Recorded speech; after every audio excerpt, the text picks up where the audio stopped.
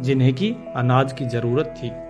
इस प्रकार उस व्यापारी ने कुछ ही पैसों से और कुछ ही समय में अच्छा खासा धन अर्जित कर लिया।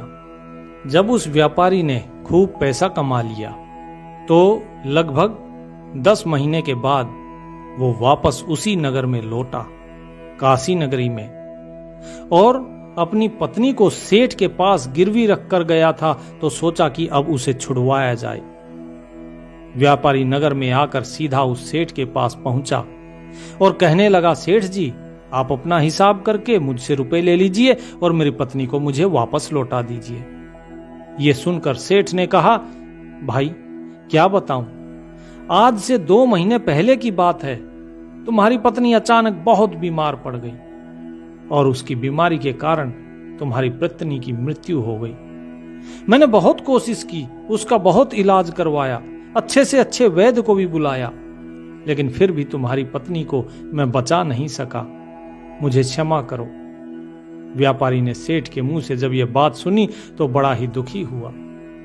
फिर थोड़ी देर बाद धीरज बंधाकर व्यापारी ने सेठ जी को कहा कि सेठ जी, जो होना था वो तो हो चुका है, शायद मेरे नसीब में यही लिखा था।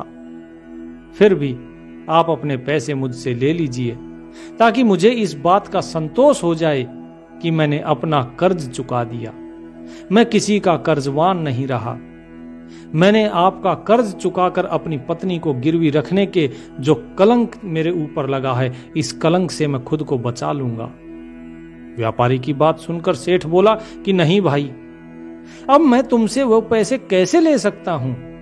जब मैं तुम्हारी अमानत ही तुम्हें नहीं लौटा सकता तो अपना कर्ज वापस लेने का मुझे कोई हक नहीं है। मेरे ऊपर उस मालिक का कहर टूट जाएगा और मैं वो नहीं चाहता। मुझसे वो बर्दाश्त नहीं होगा, तो इसीलिए मैं आपसे ये धन नहीं ले सकता हूं। व्यापारी ने बार बार सेठ से अपना धन वापस लेने का अनुरोध किया, परंतु सेठ नहीं माना। तो व्यापारी उदास भाव से वहां से निकल गया और जब वहां से निकल रहा था तो रास्ते में उसे फिर से कबीर साहब दिखाई दिए। वो वापस उन्हीं के पास पहुंच गया। कबीर साहब हमेशा की तरह अपने चबूतरे पर बैठ के और महात्माओं को, उनके शिष्यों को प्रवचन दे रहे थे, शिक्षा दे रहे थे। व्यापारी ने सोचा कि मन की शांति के लिए यहां पर बैठ जाता हूं, क्योंकि उसका मन बड़ा ही दुखी था उसकी पत्नी की मृत्यु का समाचार सुनकर। जब वो सत्संग सुन रहा था कबीर साहब का, तो कबीर साहब की नजर उस व्यापारी के ऊपर पड़ी तो उसे पहचान गए कि ये तो वही व्यापारी है जो मेरे पास आया था और जो सेठ के पास गया था अपनी पत्नी को गिरवी रख के धन लेने के लिए। तो उसका हाल चाल पूछने लगे। व्यापारी ने पूरा घटनाक्रम कबीर साहब के सामने रख दिया और उनके सामने रोने लगा। दुख बहुत था। तो कबीर साहब ने कहा कि रुको, तुम दुखी मत हो। बोले, साहब मैं दुखी क्यों ना हूं? हे महात्मा जी, मेरी पत्नी जिसे कि मैंने गिरवी रखा था, आज मैं लगभग 1 वर्ष के बाद आया तो 10 माह में उसकी मृत्यु हो गई। वो मुझे छोड़कर चली गई जो मेरा एकमात्र सहारा थी।